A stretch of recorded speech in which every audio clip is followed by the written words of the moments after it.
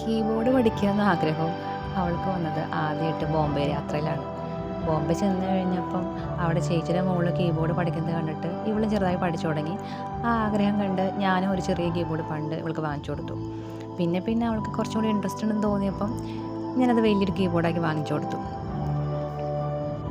Keyboard പഠിക്കണമെന്ന ആഗ്രഹത്തോടെ ഒരു സ്ഥലത്ത് കൊണ്ടാക്കിയെങ്കിലും അത്രയ്ക്ക് സക്സസ് ആയില്ല. പിന്നെ അത് വിട്ടു.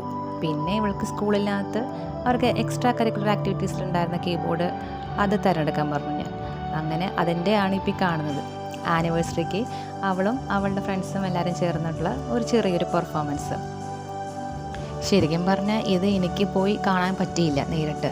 അന്ന് ഓഫീസിലെ തിരക്കായതുകൊണ്ട് എനിക്ക് ലീവ് ഞാൻ എടുക്കാൻ എനിക്ക് ബുദ്ധിമുട്ടായതുകൊണ്ടും ഞാനത് എൻ്റെ മമ്മിയാണ് ഏൽപ്പിച്ചത് ദൗത്യം. മമ്മിക്കും തന്നെ വീഡിയോ എടുക്കാൻ അറിയില്ലെങ്കിലും അടുത്തിരിക്കുന്ന ആരോടോ പറഞ്ഞ് എങ്ങനെയൊക്കെയോ ഈ വീഡിയോ എൻ്റെ കയ്യിലെത്തി.